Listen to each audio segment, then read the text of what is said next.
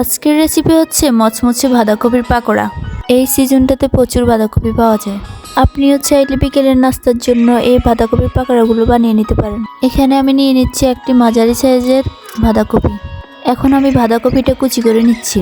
যতটা সম্ভব মিহি করে কুচি করে নিতে হবে, তাহলে পাকোড়াগুলো মুচমুচে হবে। এখন বাঁধাকপিগুলোকে আমি ভালোভাবে ধুয়ে নিচ্ছি। এদিকে আমি পেঁয়াজ, কাঁচামরিচ, ধনেপাতা কুচি করে নিয়েছি। এখানে আমি আগে বাঁধাকপিগুলোকে কষলিয়ে নিয়েছি। পেঁয়াজ, কাঁচামরিচ, ধনেপাতাগুলো দিয়ে দিচ্ছি। এখন আমি পরিমাণ মতো মরিচ, হলুদ, জিরার গুঁড়া, কারি মশলা, লবণ, রসুন সব কিছু দিয়ে দিচ্ছি। সব কিছু দেওয়া শেষ। এখন হাতের সাথে মিশিয়ে নিচ্ছি। এখন 1 কাপ চালের গুঁড়া দিয়ে দিব, দিয়ে এগুলোর সাথে মিশিয়ে নিব।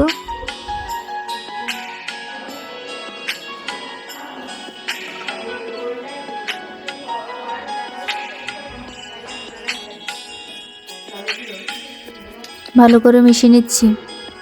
এখন 1/2 কাপ আটা দিয়ে দেব, দিয়ে এগুলোকে আবার মিশিয়ে নিচ্ছি। ভালোভাবে মিশাতে হবে। যেহেতু আমি এই বাঁধাকপিগুলোকে ধুয়ে নিয়েছি, তাই আর আলাদা করে পানি অ্যাড করার আগে নাই।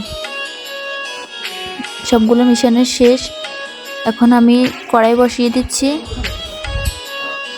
তেল দিয়ে দিচ্ছি। তেলগুলো গরম হচ্ছে। এখন একটা সাইড থেকে পাকোড়ার মতো বানিয়ে এগুলোকে তেলে ছেড়ে দিচ্ছি।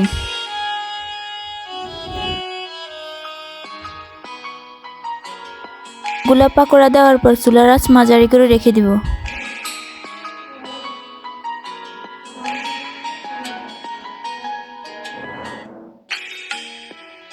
এখন মিডিয়াম আঁচে ভেজে নিব।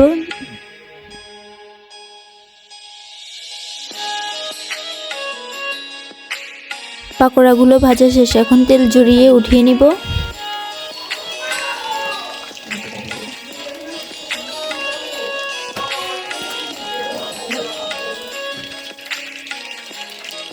এভাবে বাকি পাকোড়াগুলো ভেজে নিব।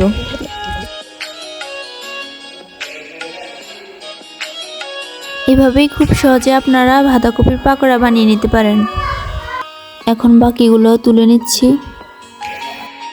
তো দেখতেই পাচ্ছেন পাকোড়াগুলো দেখতে যেমন সুন্দর, মাশাআল্লাহ, খেতেও আলহামদুলিল্লাহ। চালের গুঁড়া দেওয়ার কারণে খুবই মুচমুচে হয়েছে পাকোড়াটা।